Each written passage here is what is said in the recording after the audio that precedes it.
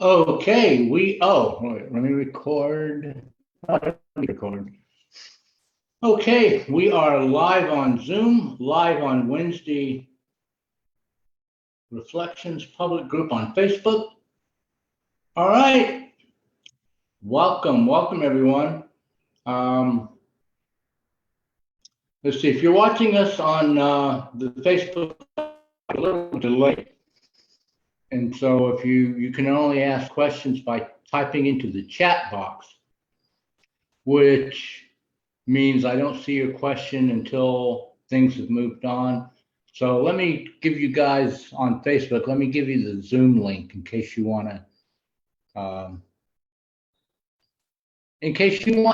to do that. Okay, got it. Let's see. Copy link. Cool.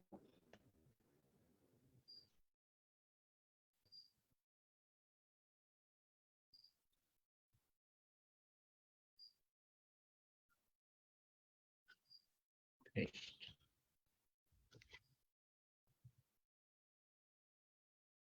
All right, so great. We're streaming live on Zoom. We're going to the Wednesday Reflections public group. And you've got the Zoom link there in case you want to come over to Zoom and join us. So welcome, Wednesday Reflections, and coming to you from beautiful St. Croix in the U.S. Virgin Islands, tropical island paradise. I'm here in my healing room tonight. Not much to see at 7 p.m. anyway, so any place that's got light's going to be noisy. Maybe I could get some kind of local venue. You know, if anybody is interested in hosting us, if we could have like some internet connection and some turquoise water behind us, that would be great. So I sent out, well, I was not here for last week's Wednesday reflections. And I wasn't here for last week's Wednesday reflections. I missed it. And I sent my newsletter out, my monthly newsletter out today, which means it was 2 days late because I like to send it out on the 15th. I don't send it out any early. I don't send it out more than once a month because I know your email is already a hot mess. We're getting inundated these days, aren't we? Just everybody and his brother sending us a marketing email. I try to keep mine helpful. So I sent out the email today. I sent it out with the Zoom link for tonight, but about 2 hours, 5 o'clock before the meeting was going to start. So most of those people probably don't even know they have it yet. But it was late. And I was talking in the newsletter about why it was late and why I missed the Wednesday reflections last week. It's just been jam-packed month full of exciting events and also some unexpected challenges.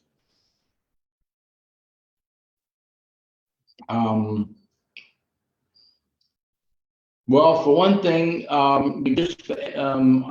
the organization that I'm doing a thing. I'm on the board of directors of the Association for Spiritual Integrity, and we just did a presentation at Harvard Divinity School, and that went really well. really well. We received all kinds of offers of collaboration and assistance, and during a lot of the question and answer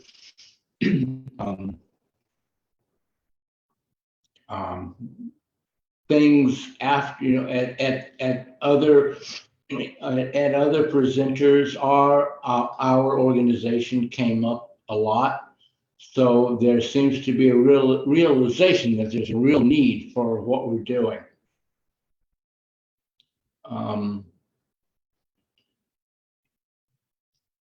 And so, I've been kind of busy with that. I was busy with that.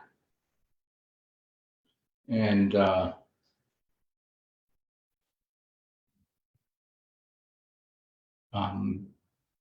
one of our presenters and one of the longer serving board members, Philip Goldberg, he's a well-known author on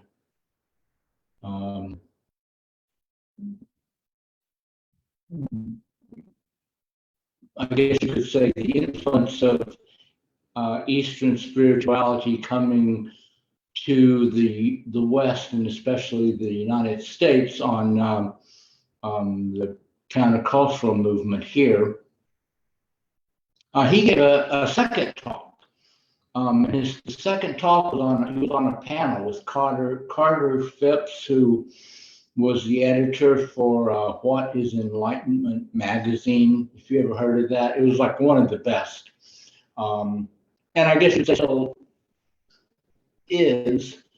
It changed its name to Enlighten Next, kind of a play on words there. Anyway, he was there, and Jeff Carrera, I have no idea if I'm saying his name correctly. He was also there on the panel.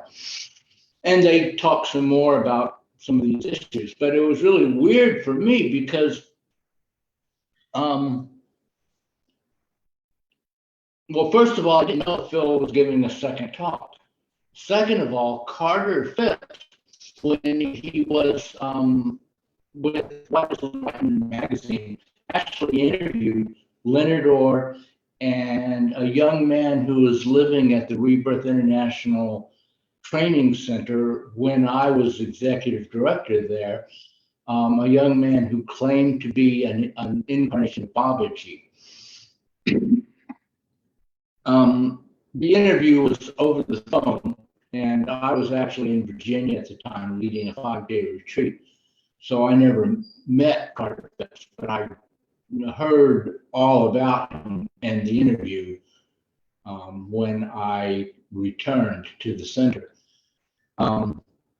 And Jeff Carrera, I'm looking at the guy on Zoom, and I know him, but his name doesn't ring a bell. His story doesn't ring a bell. I cannot remember how, where, or when I saw him or met him. But it was just really weird how the timelines from my past with International and the timelines from my present with ASI were intertwined on that Harvard stage. That was kind of strange. So busy with that, and we no sooner polished off the Harvard presentation than we found out we're going to be at the Parliament of World Religions in August. So that's kind of a famous venue. As a matter of fact, it's some kind of anniversary for them. So they're going back to their original location in Big Steel City, Chicago, where Vivekananda made his famous speech back in the day. They've been at it a while. The World Parliament of Religions, that is. So we've got that coming up in August. So I don't think anybody on the board of directors at ASI is going to be taking a vacation this summer. We're going to be working. And, I've been doing the continuing education thing, learning about participating in my peer support group, taking some classes on enlightened masculinity and another class on facilitating personal growth specifically for women.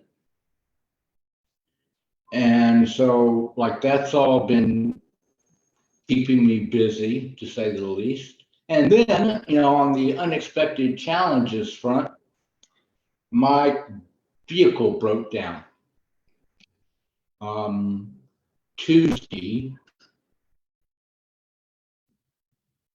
in one of our local grocery stores here on St. Croix, in the parking lot.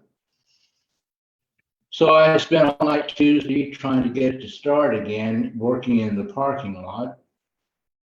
Finally gave up, and so let me tell you what happened. So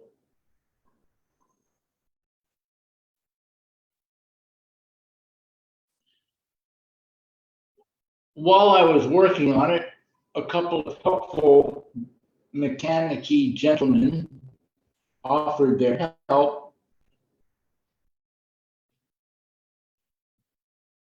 And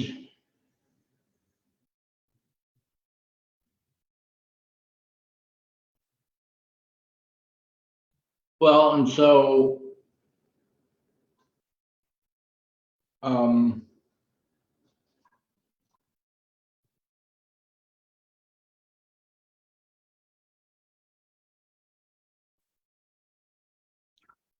that did not go well, let's just say.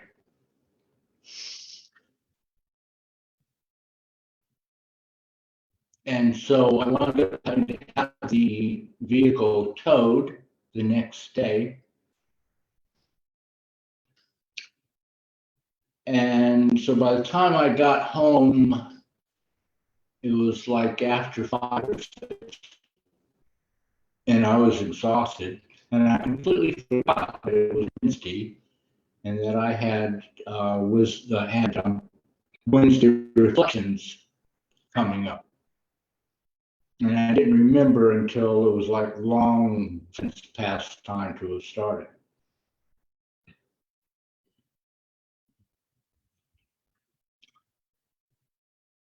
And, so a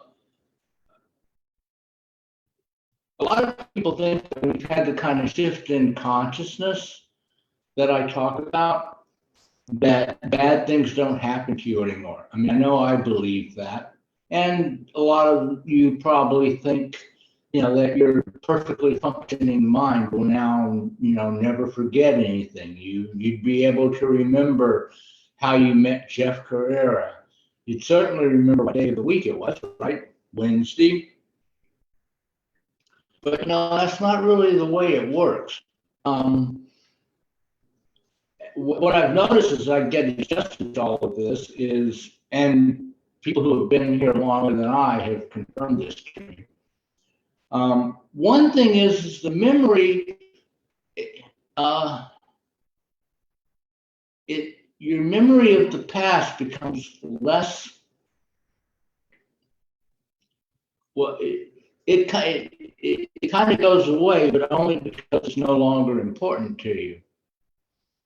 Because what you realize is you don't really remember the past. What's happening is your egoic storytelling mind is constantly rehashing the past. You're constantly talking to yourself about the past, about what this person did that was wrong, about how somebody aggrieved you, about how somebody wasn't fair, right? And you're just like you remember the past very well because you are constantly going back over it.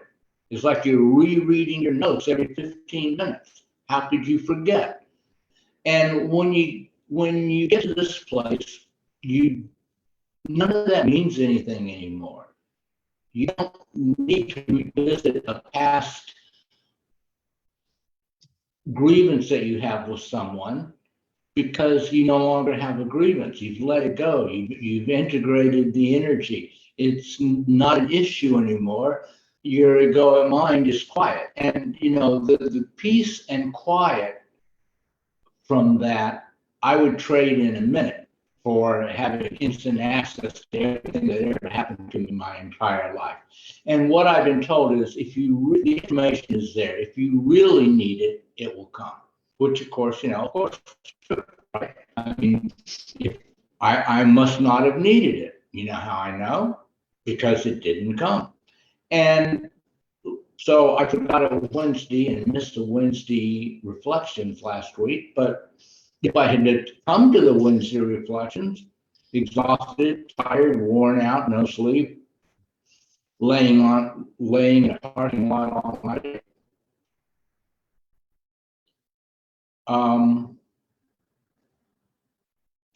how good would it have been?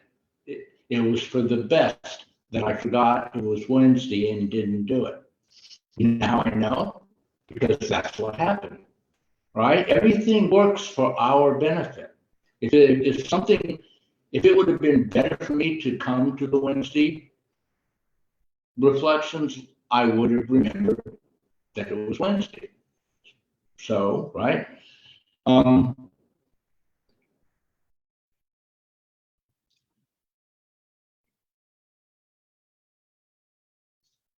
And and even though the thing with the helpful desolate late night desolate parking lot mechanics didn't go so well, one of them did give me a ride home.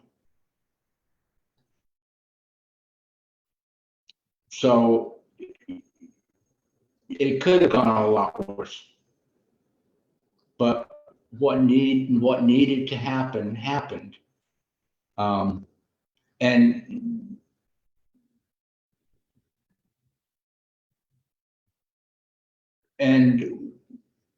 the going worse was never going to happen because I'm not projecting that.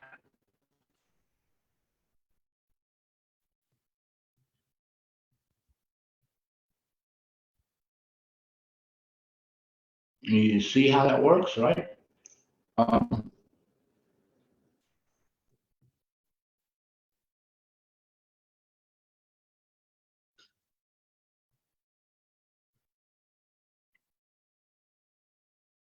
Things that,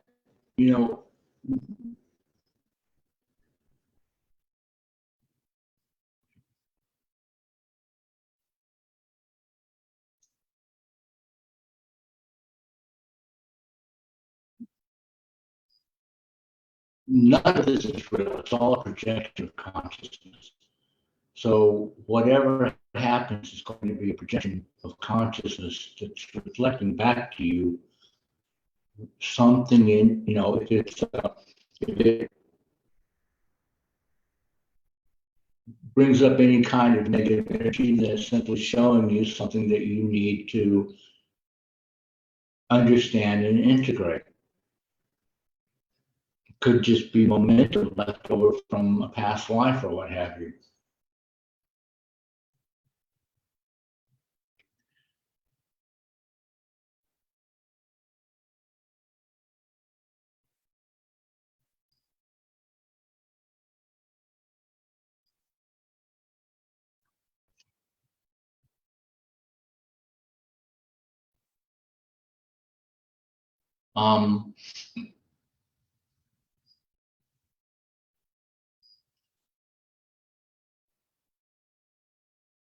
So it's like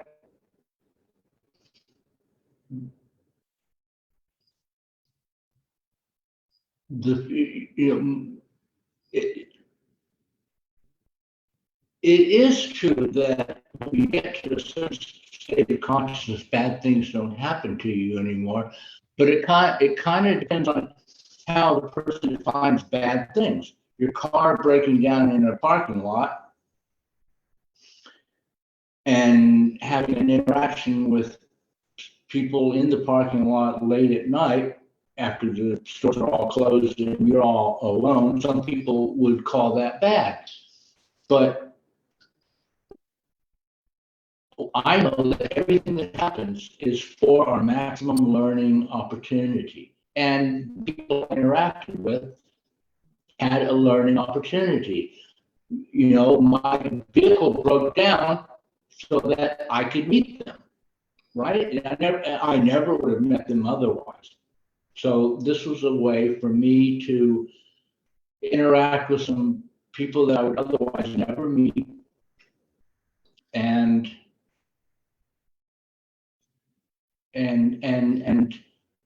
um, everybody benefited. Every situation like that, everybody is teacher and learner, teacher and student. So um,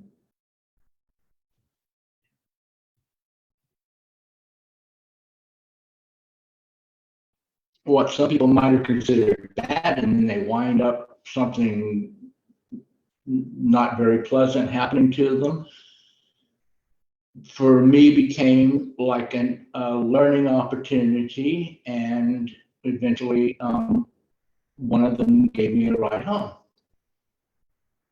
So it worked out. It worked out for the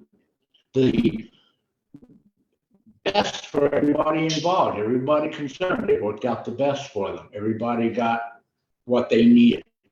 Everybody got their maximal learning opportunity to grow, right? To grow personally, to grow spiritually. Um,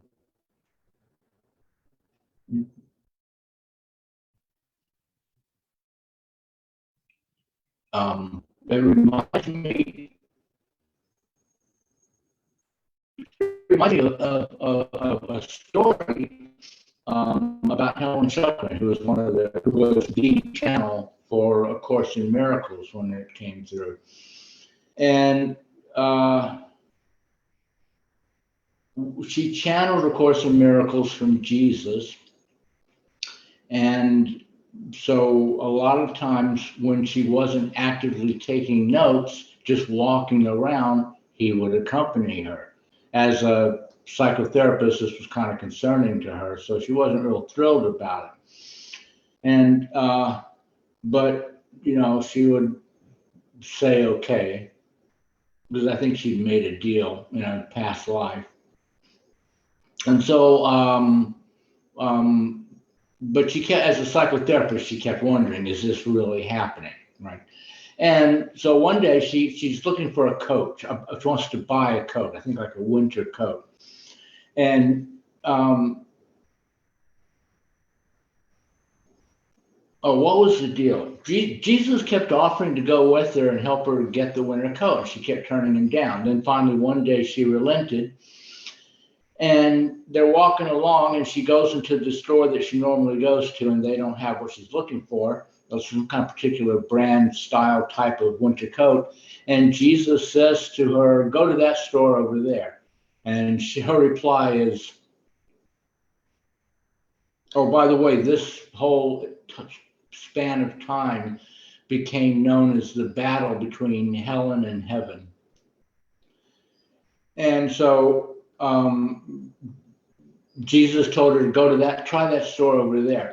And she said, well, now I know you're not Jesus, because Jesus would know that store does not sell that kind of clothing. There's no point in going over there.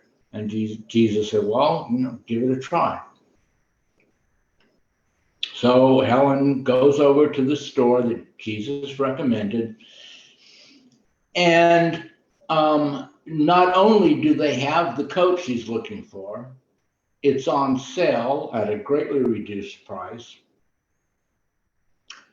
And this store owner turns out to be a woman with a son with a learning disability, which happened to be Helen's specialty. as a psychotherapist working with children with learning disabilities. So everybody got the maximal benefit and learning opportunity. Helen got her coat, she got a new client, the woman found someone who could help her son. And so it's not that consciousness projects it the way you expect, like everything is going to happen the way you want it to. Consciousness projects the best outcome for all involved, because this is a very fluid reality. Reality is a lot more fluid than people realize. We jump timelines all the time. I mean, time doesn't even really exist. You know that, right? Time is like a mental projection that collapses the quantum wave function, resulting in your ejection from eternity into here. And that's something that you're choosing all the time, every second, every split second. So you're choosing it because you want this. And eventually a time comes when you realize you don't want this and you begin to make different choices. And then this fluid reality, which prior to that was used by the ego, the storyteller in your mind, which kind of runs like a hypnotic pattern on you, constantly telling you over and over again how bad everything is, so that that's what you project and that's what comes back to you, gets transformed into a classroom, essentially. And then you can get to the place where you can work in cooperation with this ongoing educational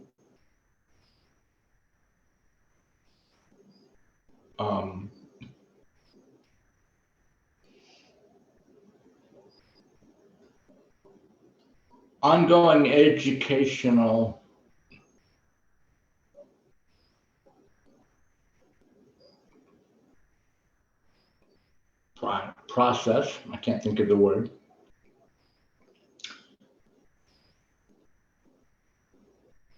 And have some input into it, like I would like a new winter coat.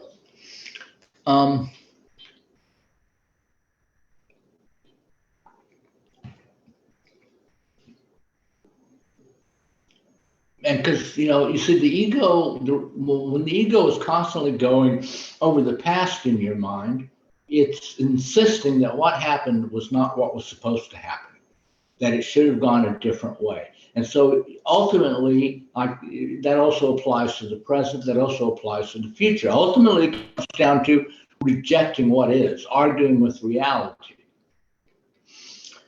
wanting it to be different than it already is. And that creates suffering.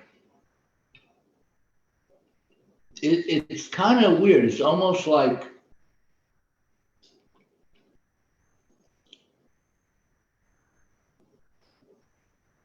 if something happens and you judge it as being wrong and then resist it and don't like it, that creates a contracted energy in your energy field.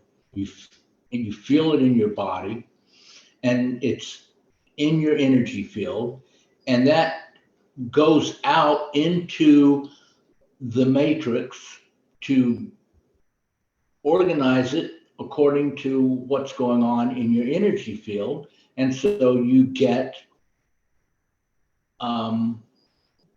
bad things happening and more bad things. You just keep extending the timeline of bad things so they keep coming. Whereas And so that's like the ego.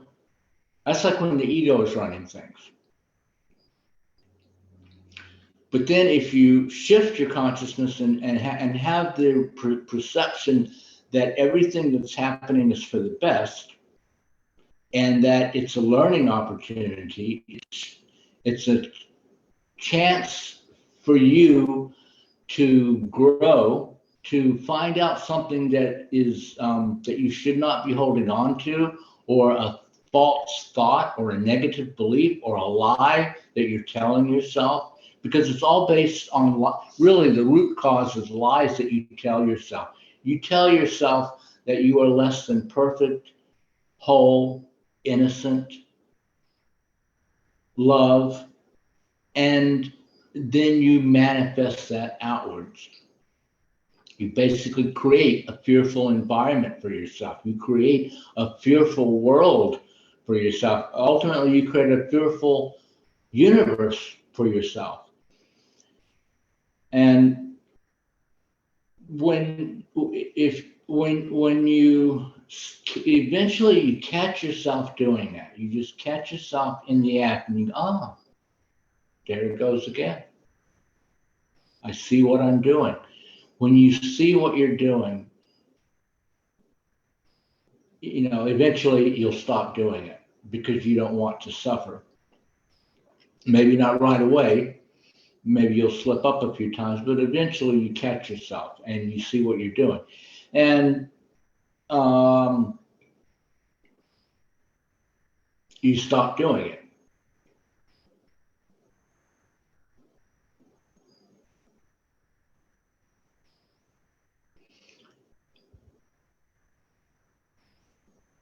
And so the same exact thing can happen to two different people. One of them is looking at everything through eyes of fear because they believe the lies about themselves, about themselves that the ego has told them, right? And the other one is looking through the lies through the eyes of love because they believe what source is telling them, that they are love, that they are love and innocence and wholly pure.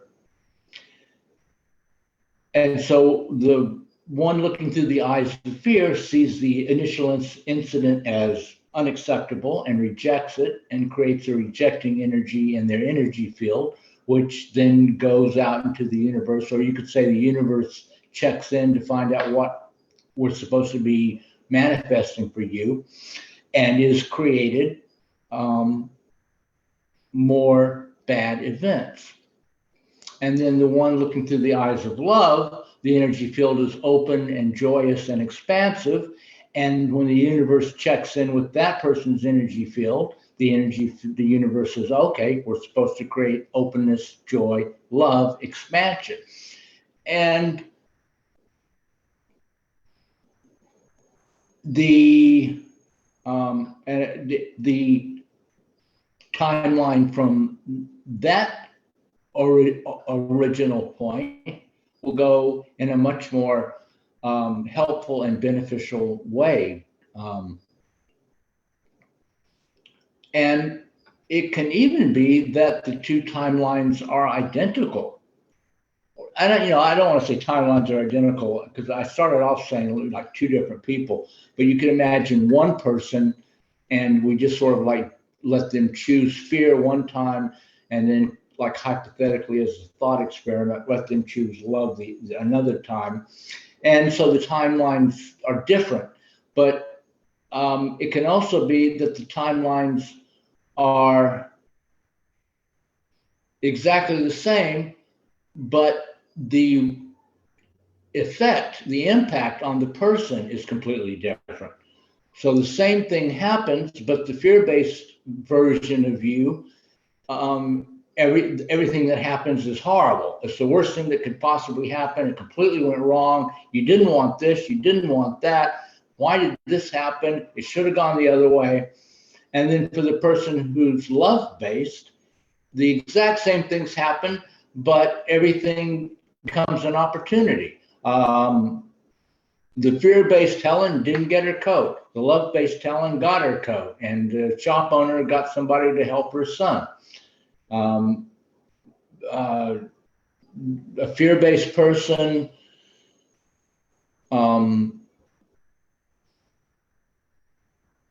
has their vehicle break down. They have to have it towed, and they're really tired. And they had some trouble with people in a late night parking lot. But the love-based person got to help someone in a late night parking lot, got a ride home from help from someone in the late night parking lot, and is working on their vehicle themselves because they got some great friends who are making that possible. So, if you can imagine, right, how the two timelines is essentially the same thing happening, but the results and the interpretation and the effect are completely different, right?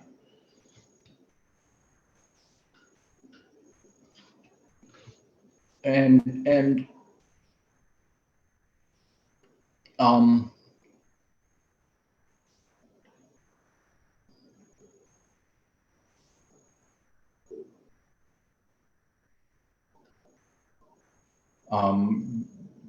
yeah, so it can be the same thing, roughly the same thing, or even radically different thing, scenario, timeline playing out.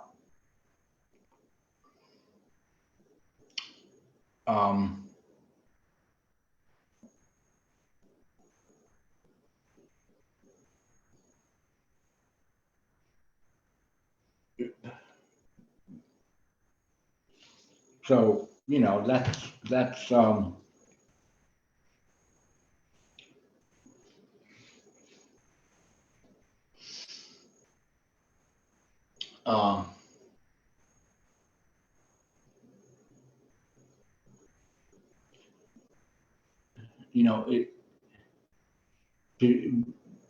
because it's all a projection of consciousness. It's a movie.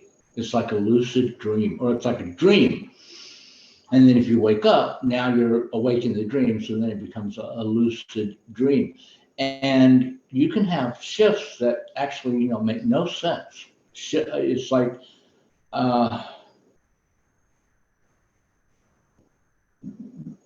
realities from the past can change.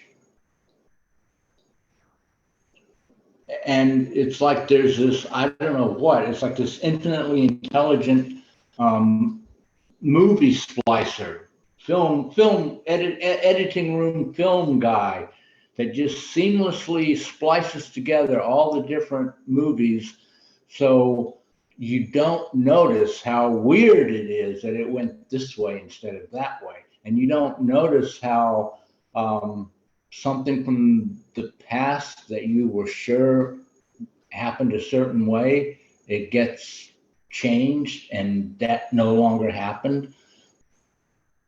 That's some people call that the Mandela effect, where more and more people, as humanity is undergoing a huge shift in consciousness,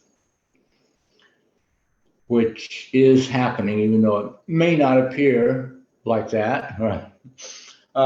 More and more people are experiencing this, where reality is just moving around all over the place. The timelines are just shifting. People are jumping around from timeline to timeline. And probably because of the way we're all connected now over the internet, you don't just have like one guy in his backyard saying, "I always thought it said the lion shall lay down with the lamb, but now it says the wolf shall lay down with the lamb.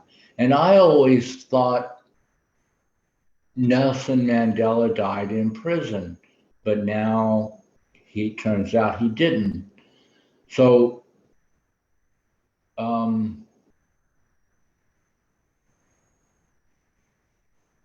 And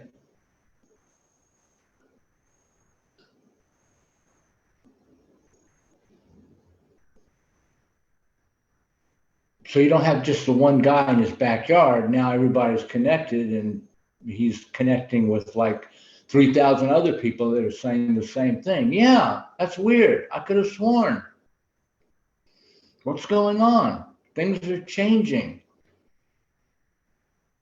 Every time we look at the past, it's different, but that's because the past doesn't exist, right? Because time doesn't exist.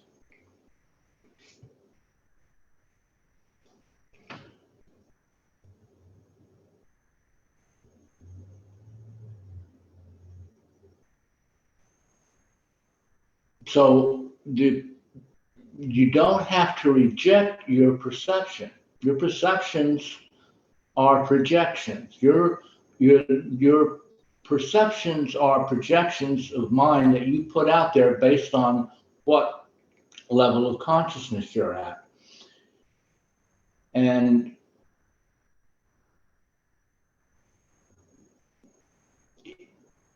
you have an egoic rejection of, really, it starts with the rejection of yourself. You don't love yourself.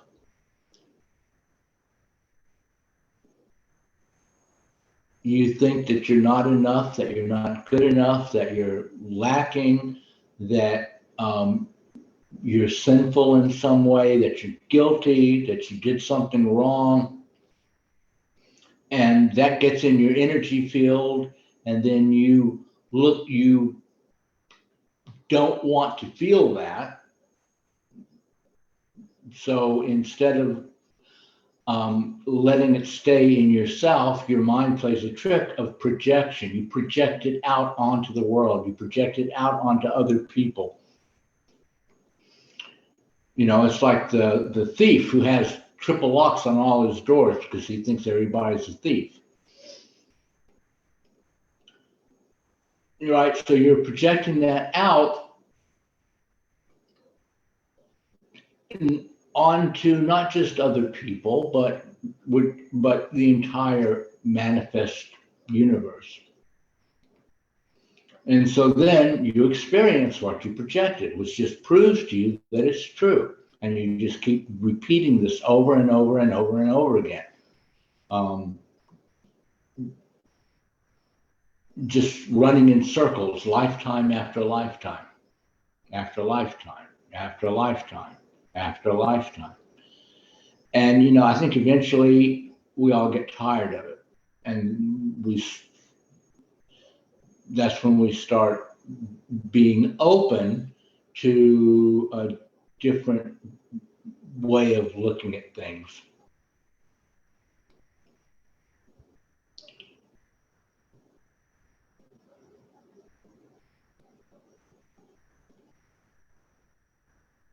And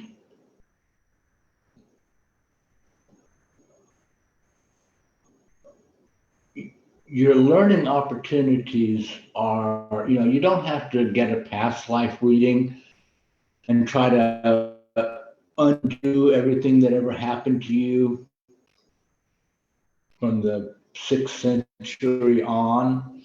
You don't have to delve deeply into your childhood upbringing and try to undo everything that happened to you, even just in this lifetime. If those lessons were the ones you needed, that's where you would be now. The lessons you need come up now. Anything from a past life or earlier in your life that you need to deal with will show up in your outer reality now. And there's no time anyway, so it's all happening simultaneously. So anything that whatever you are dealing with right now is the most important lesson for you. Because if it wasn't the most important lesson for you, it wouldn't be happening. Because whatever's happening is for the maximum benefit of everyone involved. It's the most important lesson.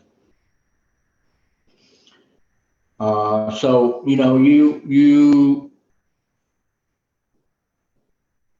so instead of doing what you've been doing for lifetime after lifetime after lifetime, and all your life up until now, what you've been doing of just immediately reacting against what appears to be undesirable and immediately rejecting what you don't like. Instead of doing that, you could do like, it's kind of like jujitsu. Go along with it, accept it, bless it, say thank you to whoever is giving you an opportunity to learn something. Say thank you to whatever situation is arising that's, it's like if it's challenging, then that means it's an opportunity for growth. So if you look at it, instead of looking at it as a threat, you look at it as an opportunity for growth, it totally shifts the outcome.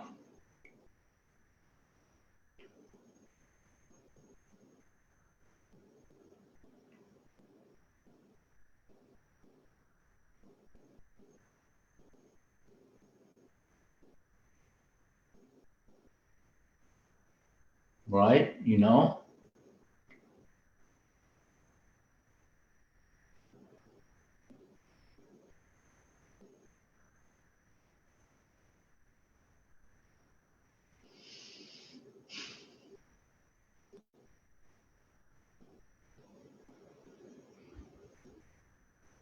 just,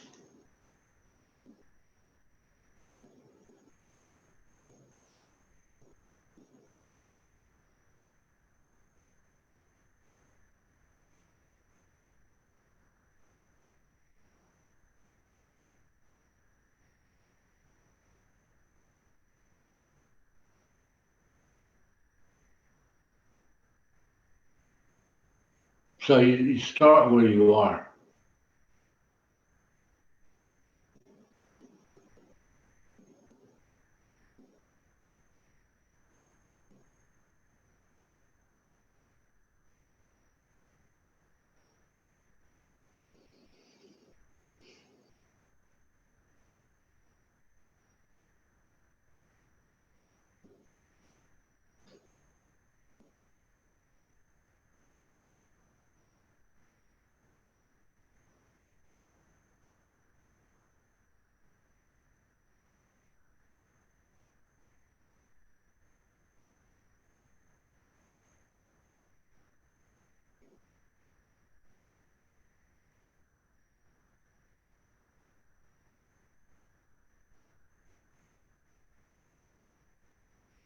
Let me go over to Facebook and see if anybody's posted a question.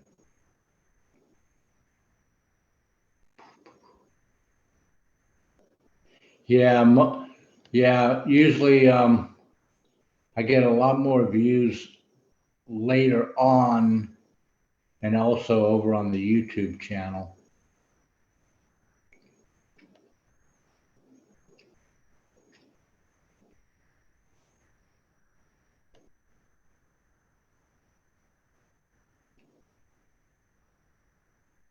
So thank you to all of you who watch later.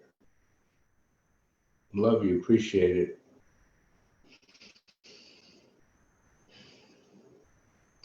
That's actually one of the reasons when I work with people, mainly one-on-one, I don't do what most people like doing this kind of thing kind of do.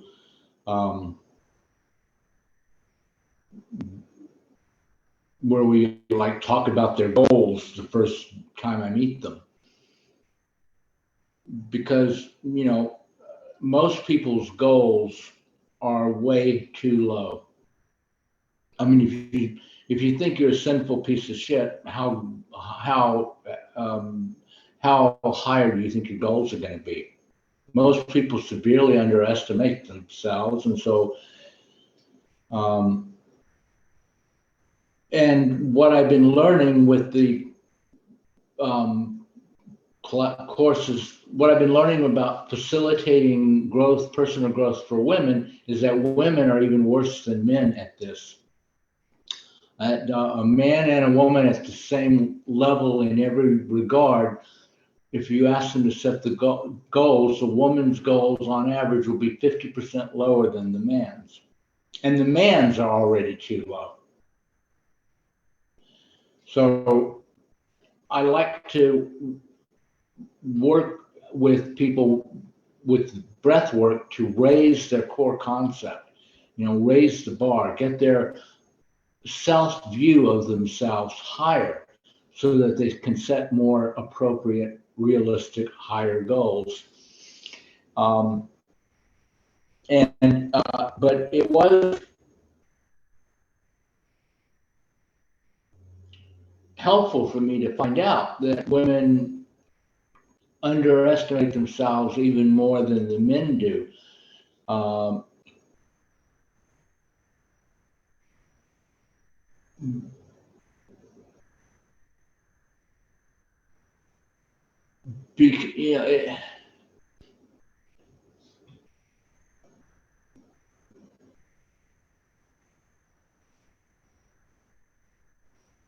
Because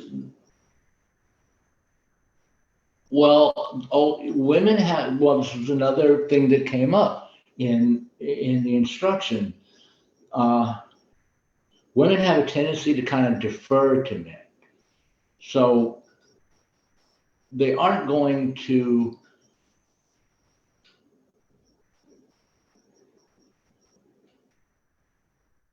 let you know that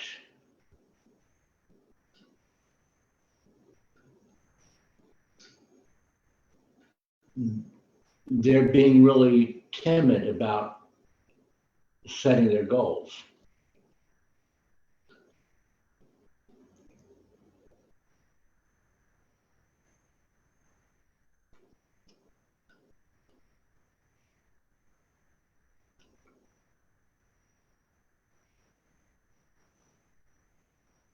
I mean, it's kind of like a self-imposed glass ceiling.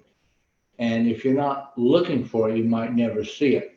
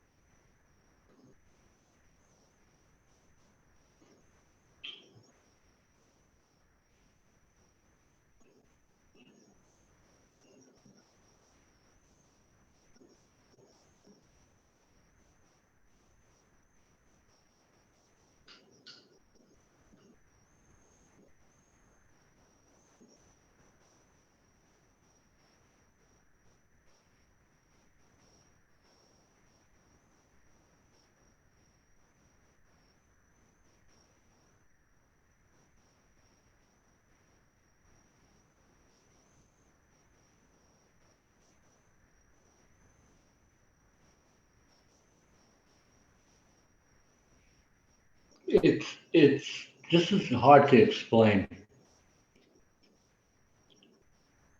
So women, when you ask them to set their goals, they will set their goals 50% lower than the men will. But why is that? It's because they've internalized patriarchal expectations. They've internalized the glass ceiling. They feel like it's not sexy to have huge, tremendous success. They just want like incremental improvements. So all that's going on. So they've got like the double whammy. They've got the negative core concept that everyone has, and then they've got the double whammy of the internalizing the societal and cultural inhibitions on women being tremendously successful. So it's like if you're if I'm working with a man and I don't do this anymore, right? Because I want to raise the bar. I want to raise the negative core concept, get it positive, and raise it first before we start even thinking about goals. And the breath work, we lay down and we do the energy breathing, and it exposes those false beliefs. And once you see the beliefs that's been running your whole life unconsciously, and you see it, and you're like, well, that's ridiculous, and it just evaporates. Poof, it's gone. It's nothing. And so you're not being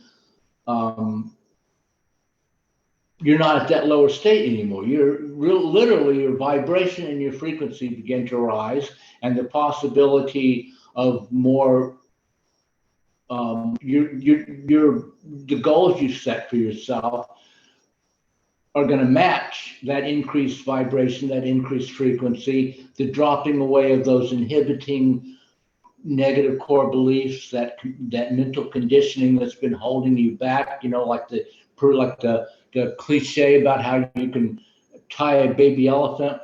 You put a chain of baby elephant to a hook in the ground, and by the time it grows up, it's so conditioned to that it cannot move any further away, that you can take the full grown elephant and just a piece of cotton string, tie its leg to a stick barely 6 inches in, and the elephant will think it cannot get away because it's been conditioned like that. So you got this negative conditioning that makes you think you cannot do certain things, that you cannot achieve certain things, that getting that far is not for you. Maybe incremental little improvements here and there, but extraordinary results, no, that's for the other people. So you breathe that out, essentially. Not to put too fine a point on it, you breathe that out, and now you can start setting goals that feel right for the person you have become.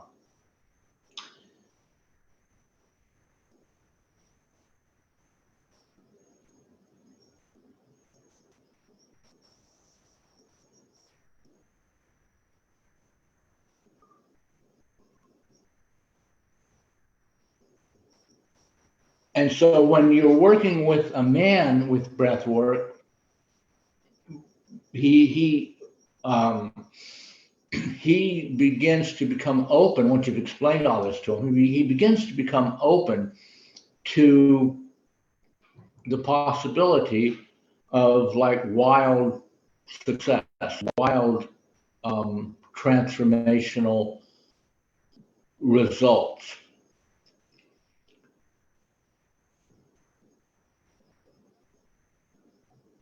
But a lot of times I've always felt like when I'm working with women, and most of my clients are women, and so I really work on the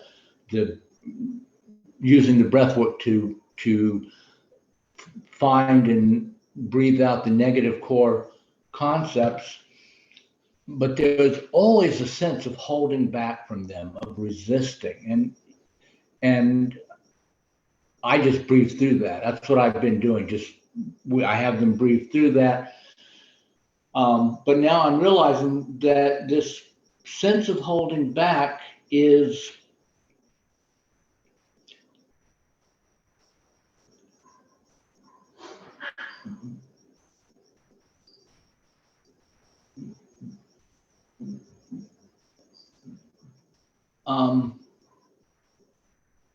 because they, they're coming to me, right? I'm the expert, right?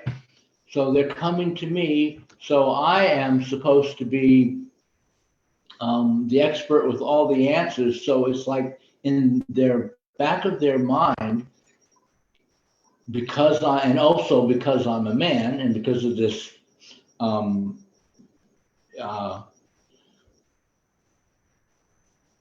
um,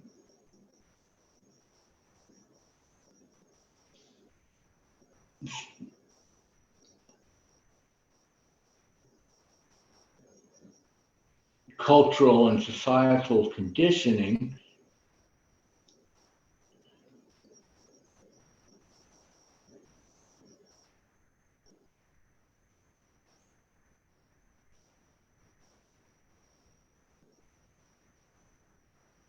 it's almost like they feel they need my permission as the expert, as the man, to really go beyond the limits that they set for themselves.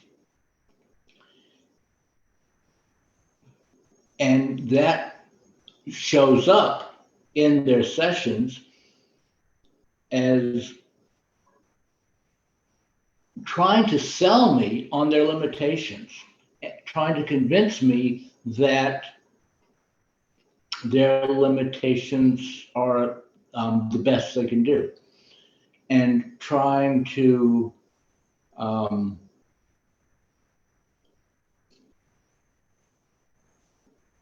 come up with ways of sabotaging their own sessions.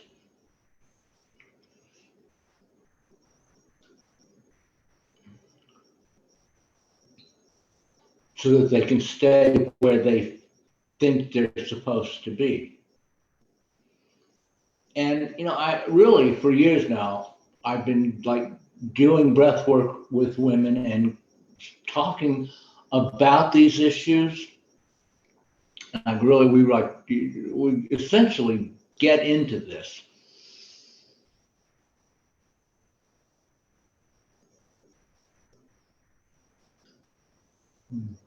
But now I'm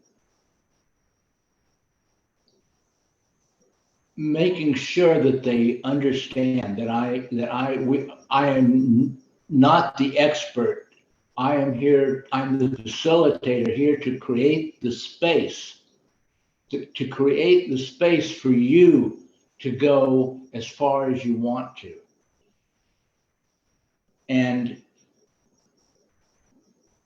like, um, it's okay with me if you go, if you break all the rules and go further than society and culture and the patriarchy and says that you can. Um, and it's okay if you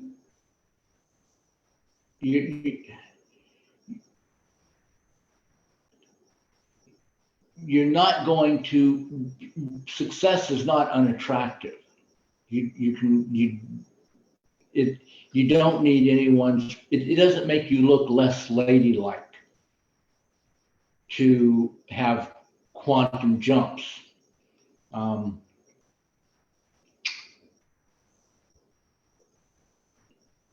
you're not,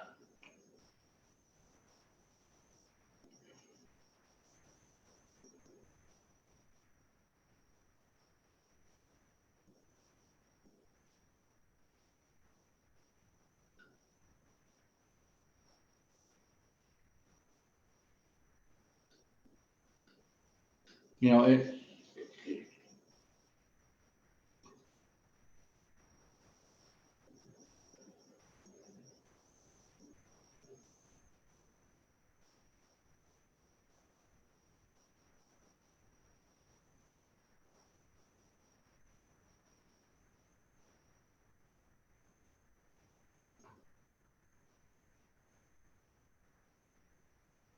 Women women hold themselves back more than the men do, because in addition to the negative core concept stuff going on, they've also got societal conditioning which says it's not okay to do that well. And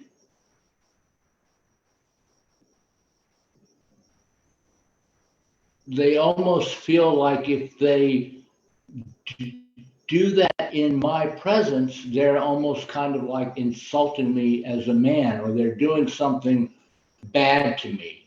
They're doing something wrong. And I let them know right away, first of all,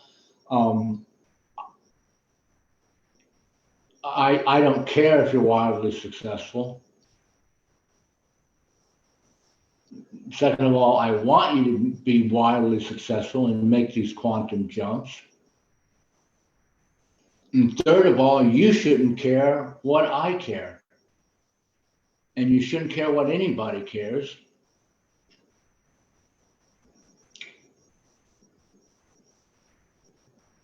You don't need anyone's permission to break through that internalized glass ceiling.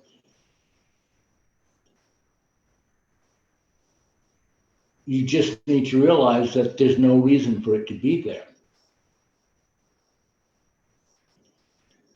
And so in the course of the breath work, we just keep looking at what we're doing. And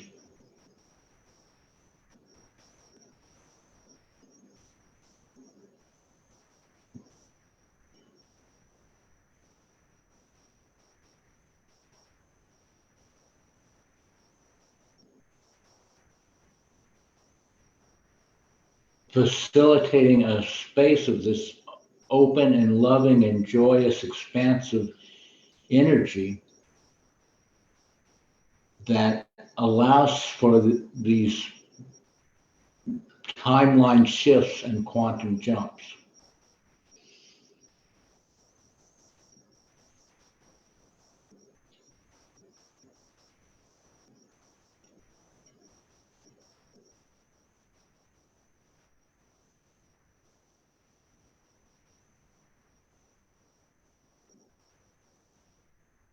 And does away with all the people pleasing and the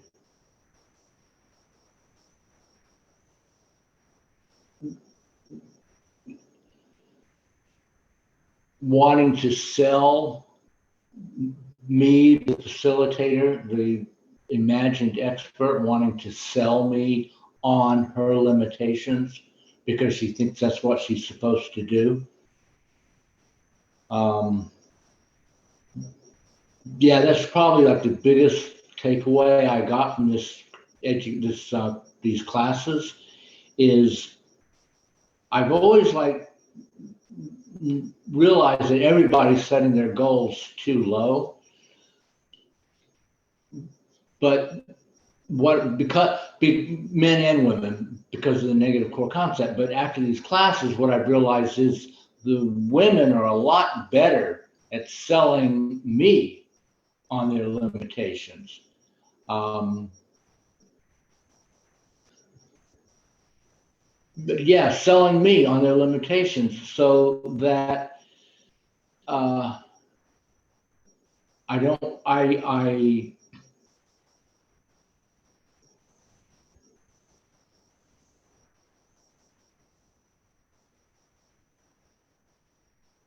am more hesitant to really push them to really go for it. They sold me and I hesitated.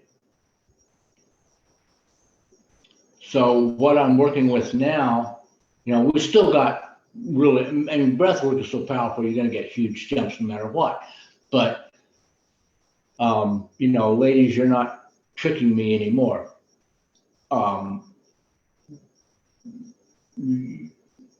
You are, I don't believe in your glass ceiling anymore. I don't believe in your internalized glass ceiling anymore. And so, you might go to somebody and you set your goal this high, and then you come to me and first we do breath work and you set your goal this high. And sometimes I get women who really go for it. And sometimes you get men and women who they're right, they're ready, right? But sometimes, so we set the goal up in the beginning and it's this high. We do the breath work first and then set the goal and it's this high, which, most people like they're expecting it to maybe be that high because you don't clear out the core concept first. So you don't raise the bar. So that looks really good. And I guess it is. I mean, it's spectacular. I've had people tell me I'm the best coach they've ever had. These are like professional coachees is the word. But this class really opened my eyes to, most people get this result with women. I get this result and I think I'm doing great, but now I can get this result because I'm not going along with the internalized glass ceiling anymore, the self-imposed glass ceiling, which even after you get rid of the negative core concept, that's like an internal personal development thing. But if you don't want to violate the norms of your society, you don't want to violate the norms of your culture, there's tremendous pressure to go along with that.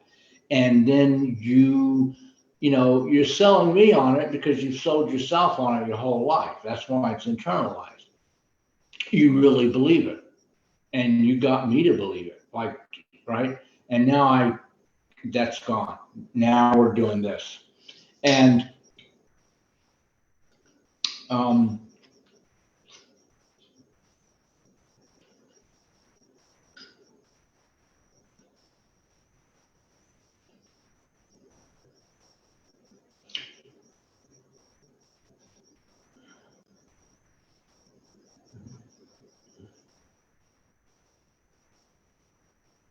there's a reason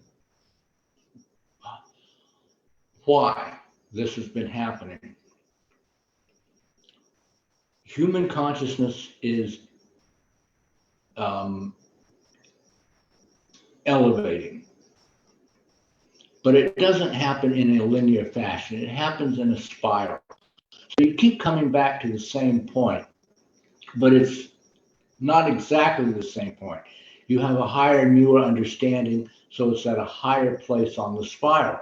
So, right, it looks like the same point, but it's actually higher. And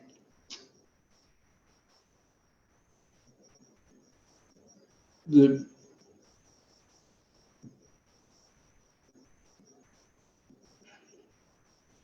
masculine aspect, like human beings are masculine and feminine, your left hemisphere and your right hemisphere.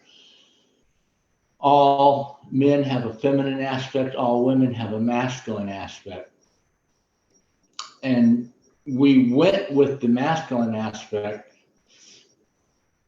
for so long because it seemed to be working that we got out of balance. And that's how women got conditioned to expect less of themselves and got conditioned to feel like extraordinary growth was not allowed.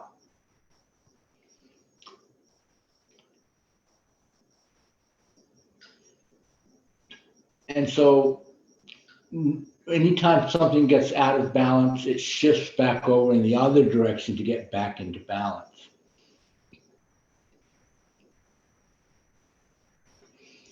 But it's on a higher turn of the spiral. So women are not just coming back into balance, getting into their own power and, starting their own little businesses and making $50,000 a year selling jewelry. That's not what they want anymore because they are at a higher turn of the spiral now. now they want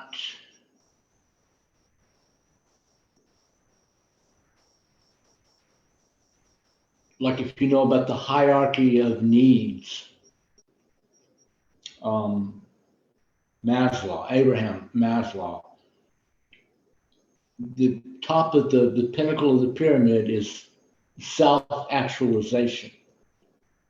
Not just to be successful in the world in the ordinary mundane way,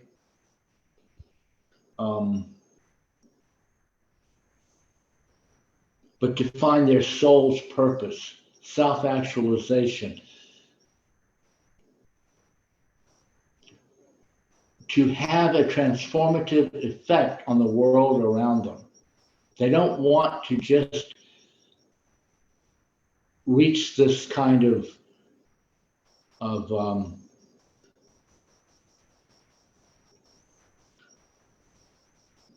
ordinary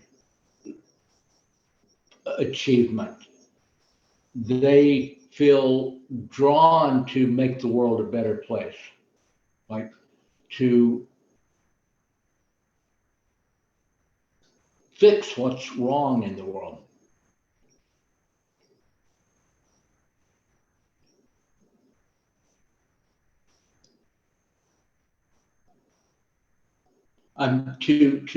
Yes, on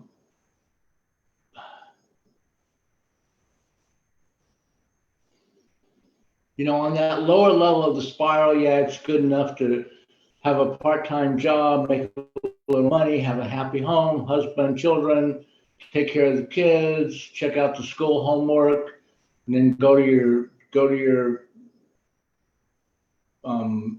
Etsy webpage where you got your jewelry store all set up and see if you've had any sales today. But at the higher turn of the spiral, that's not satisfying. At the higher turn of the spiral, that feels wrong. At the higher turn of the spiral, when you start getting into a desire for self-actualization, and you're looking at the insane world that we live in with children starving while weapons manufacturers are making billions, food companies are monopolizing and price gouging, and the world is on the brink of either nuclear Armageddon or climate catastrophe. How can you just go on doing your little ordinary mundane thing when all that's happening?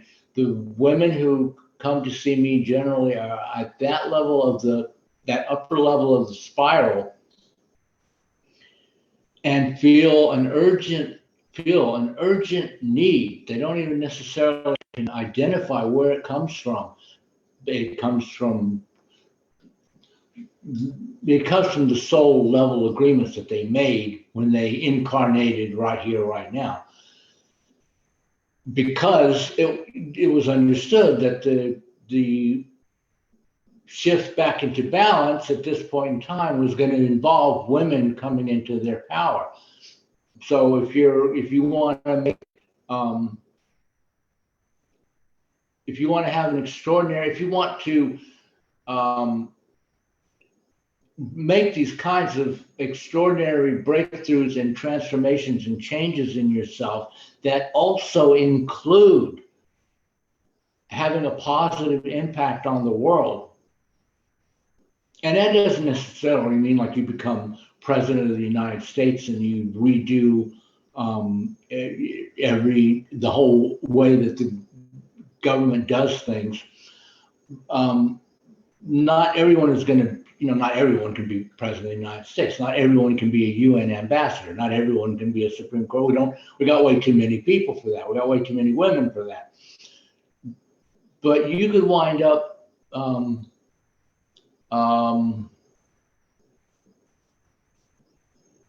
starting a network of organizations with locations throughout the world in every country, working with hundreds of people at each of your locations, helping it just depends on what your passion is, right? But helping them, um,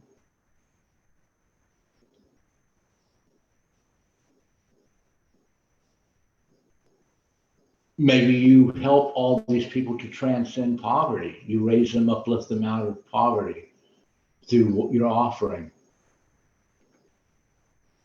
Maybe you're really into designing clothing and you start designing clothing that doesn't get thrown away after 3 washes, clothing that doesn't consume the earth's resources, just burning through them because the clothes are practically disposable. You're going to make clothing that lasts a while. So the resources don't get burnt up, the carbon doesn't get released, and you're helping climate change.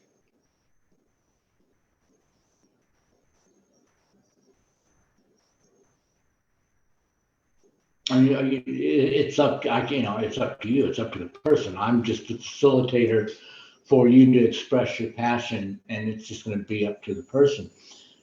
I can't I'm not here to bring to um, come up with ideas of how you see. What happens is when you're on this spiral and you start to self-actualize, and you start to make these tremendous jumps, but you have this deep soul urge to have a positive impact on the world, that all gets incorporated and included within it.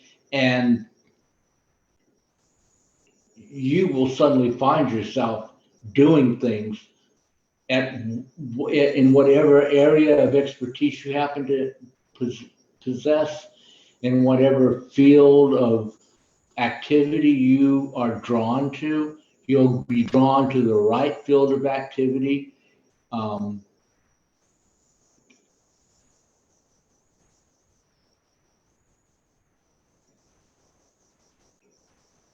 that will, because of this shift to get back into balance, it's taking place at the higher turn of the spiral, at that level, to get back into balance, you're going to have you're going to be a world changer. And that's why everything feels so unsatisfactory to you. So, yeah, so unsatisfactory. You're meant to be a world changer.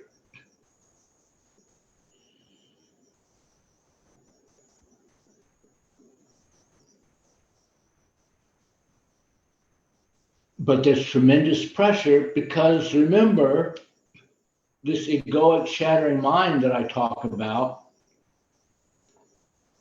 defends itself. It does not want to be undone. And this shift in consciousness that's taking place now is going to undo it. So it's fighting back. But that's why you came here with such a strong need for self actualization and to be a world changer so that you wouldn't just give up and throw in the towel and it's like a pebble in your shoe. It's not going to stop bothering you until you do it. And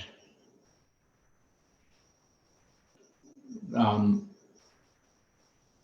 really helpful thing that will help you to do that is to um, embrace that by shifting your perceptions, looking at everything as a growth and learning opportunity, doing some breath work to clear out the core negative so you raise the bar, um, and entertaining the possibility, being told about, just being exposed to the ideas,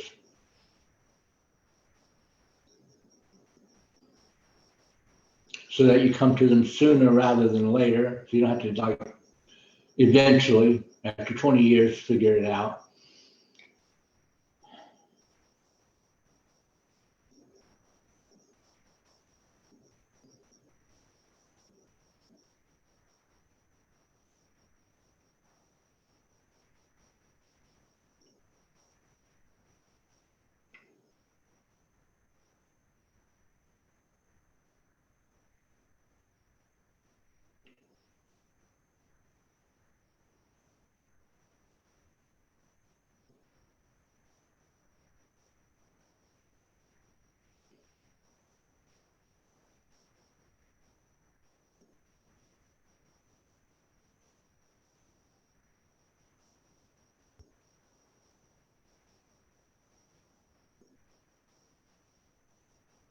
Yeah, the energy is shifting back into balance, so it's shifting to the feminine right now.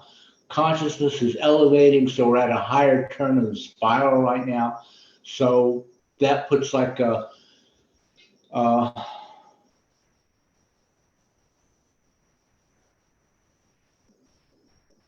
that means a lot of women, not all women, not all men, or the women who come to see me are probably most likely at that place.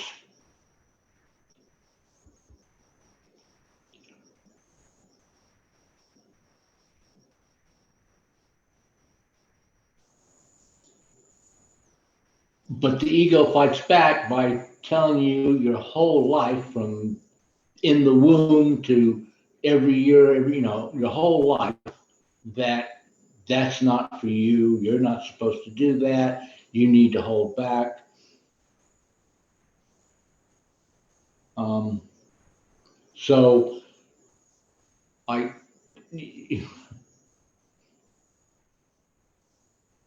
I'm just here to facilitate for you the space to let all that go, right? Just the like I'm just going to like show you little tricks of the mind that the ego does to you and the jujitsu techniques that you can use to do it back and the breathing breathwork techniques that get the energy flowing to clear out the contractions and the negative energy blockages. And it's like, I'm not really doing anything. I'm like Michelangelo. They asked him, how did you make your statues? And he said, I just cut away the stone that's not supposed to be there. So I'm just going to create the space for you to let go of the negative conditioning that's not supposed to be there. And you'll get to your higher point on the spiral yourself.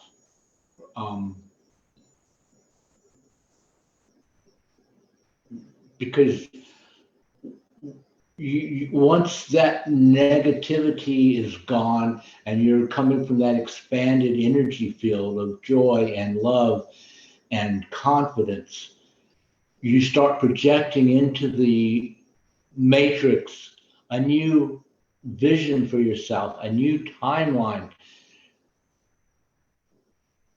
You already have all the resources that you need to manifest a self-actualization, to manifest change in the world. Women, you're going to save the world. It's sorry, kind of on you, but um, you're the ones. And we take away the stone that's not supposed to be there, and you project a new reality, and you suddenly people that you've known your whole life that you didn't you'll at this new timeline on this new level of reality suddenly you find out, oh sure, yeah, I have 100 buildings all over the world. I'd be happy to let you set up centers there. I didn't know you needed them. You didn't know they had them.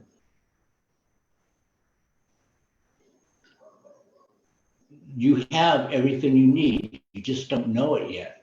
Or you haven't jumped into the correct timeline yet so that the person now suddenly has 100 houses all over the world. It's just weird how this works. Oh, all right. Let me check Facebook one more time. It's so weird. Facebook is delayed, so I'm watching myself. I'm on a time machine watching myself. All right. So let's do it's 8:30. So Facebook, you've got the Zoom link. It's going to be the same one next week. If you have any questions, type a question in the chat box on Facebook.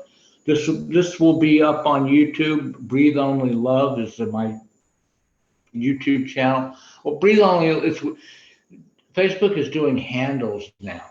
My handle is Breathe Only Love on YouTube. The name of the channel is Ray Bratcher. So I think you can search for either one and you'll find the page. I also have a Linktree, Instagram. I also have a Sacred Breath Facebook page.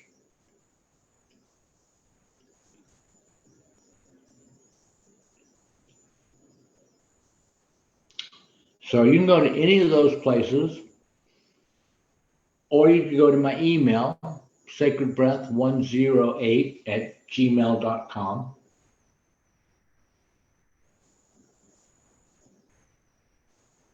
And, if you have a question you want me to talk about next week, feel free. Maybe just let me know somewhere, subject line or somewhere in the email, that this is a question for the Wednesday reflections.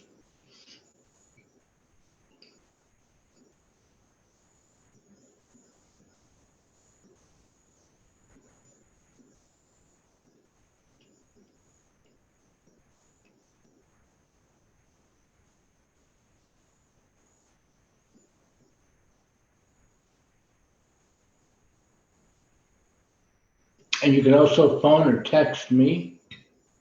I'm not going to say my phone number on Facebook Live, but if you go to my pages, it's easy enough to find.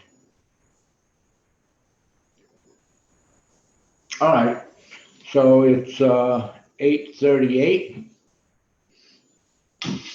We'll end with a short meditation. If we just get comfortable, sit with our spine somewhat erect. You want to be comfortable enough that your body doesn't distract you from the meditation, but not so comfortable that you fall asleep. And, feel free to stretch or whatever, work out any kinks. You don't have to be in a full lotus posture, like a statue, not moving. Meditation was made for man, not man for meditation. So if you want to get comfortable, it's okay to be comfortable while you meditate. But in the end, ultimately, you want to be meditating, not moving around. So it's a balance, like all things, like the male and female.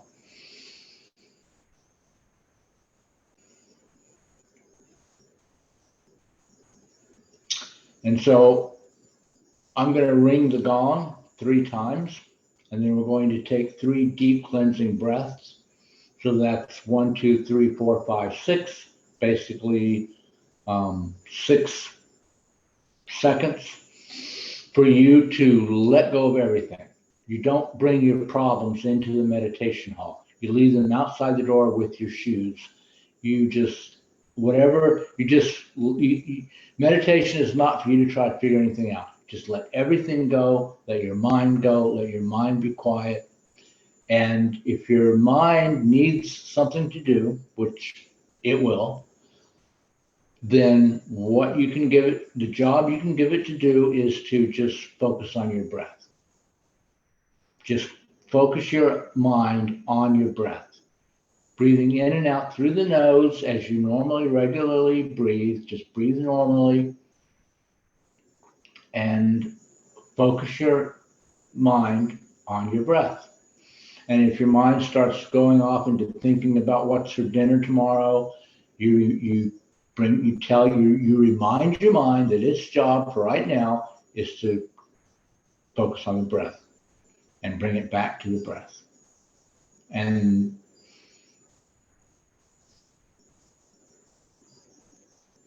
that's it. Nothing special, nothing fancy, no breath counts, no connected breathing. Just keep your mind on your breath for 10 minutes. That's it. All right, let's begin.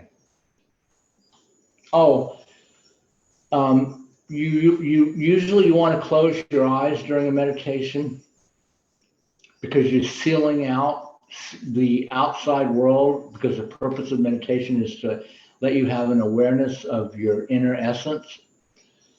Some people find that difficult. It makes them very agitated and nervous to close their eyes. So, so you can keep your eyes open, but instead of looking straight ahead, half close your eyelids and look down. Your eyes are still open. You can still see whatever's going on around you.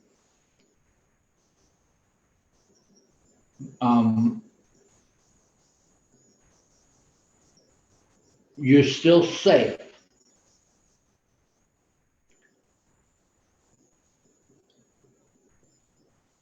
But it's like you're psychologically and psychically making a compromise that you're kind of half in the inner essence. You've given yourself permission to have a foot in both worlds, both sides of the doorway. You're not fully, totally out here. You're fully, totally able to see what's going on that side of the doorway, but you've got at least one foot on this side of the doorway. So you'll get better results, and you don't have to close your eyes and get agitated about that. So you don't have to do it. That's just a recommendation that I've found from working with people. It seems to help a lot with people who can't close their eyes. But if you are not ready for that, keep your eyes wide open, looking wherever you want to. Maybe if you've got some nice nature around you, or you've got some beautiful paintings of nature, preferably to look at, maybe like just sort of shift your gaze on those. Keep your gaze on those or that.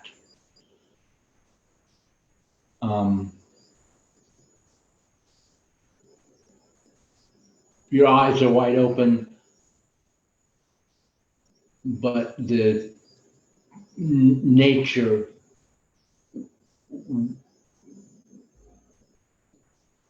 is calming.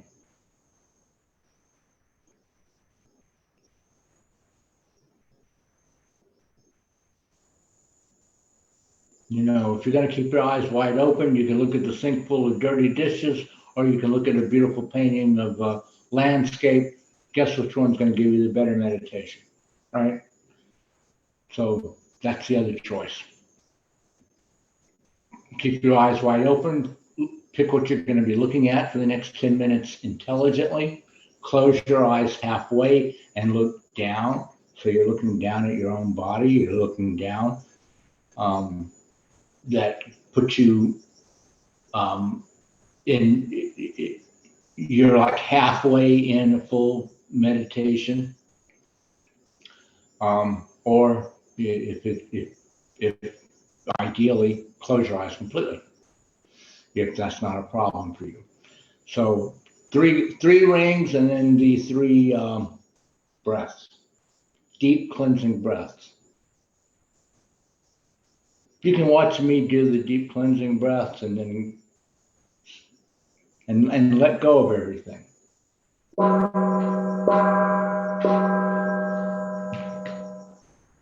Oh, don't worry about the time. 10 minutes. It's 2040. It's 8:46. At 8:56, I'll ring the gong again.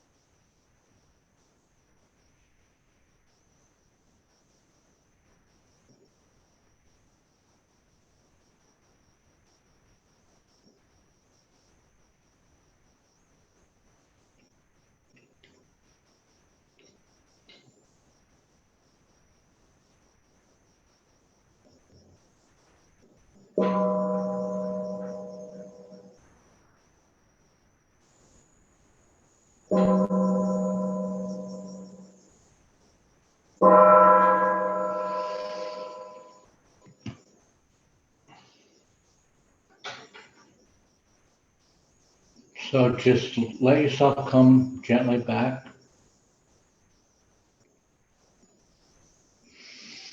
And you might want to just sort of scan yourself right now, mentally, physically, and emotionally, and just look at what 10 minutes of ordinary focused breathing, no bells or whistles, just ordinary breathing with your keeping your mind focused and attentive to the breathing. How do you feel now? How do you feel right now after 10 minutes, just 10 minutes of ordinary breathing, simply keeping, simply paying attention, really, just paying attention to your breathing for 10 minutes. If you know, if you look at how you're feeling now, imagine what an hour and a half of conscious connected energy breathing could do for you. Breathing is magical stuff.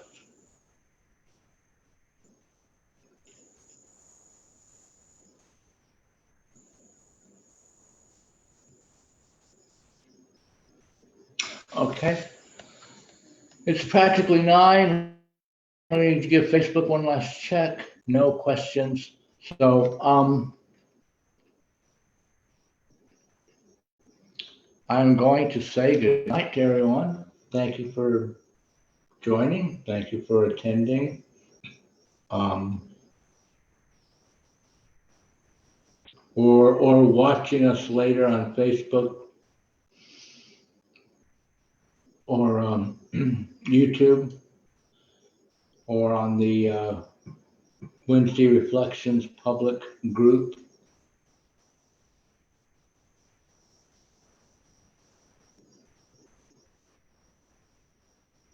And like I say, it would be, since we live in such a beautiful place, it would be great if I could have some kind of outside venue with like a tropical view. And um, but the difficulty I've been having is a place that has the view but is not noisy so that people can hear me. Um, so if anybody has suggestions or recommendations or knows of a place or has a place like that, uh, please let me know. I am looking. Thank you. Okay, everybody, thank you for coming. I love you all.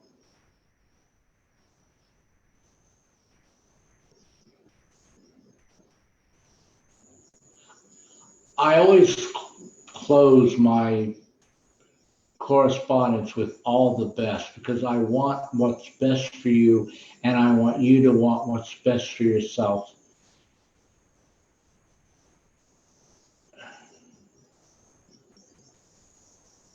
And I want to see you manifest for yourself the best.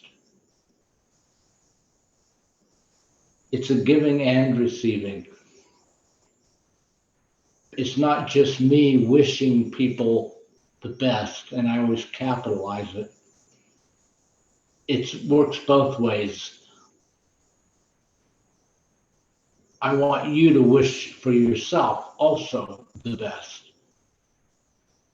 I want to surround you with an envelope and a cocoon of the best.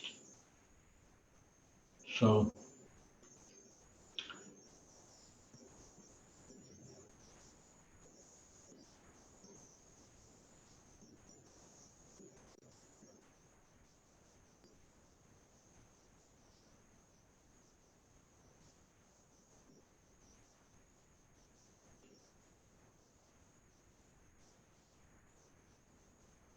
Peace.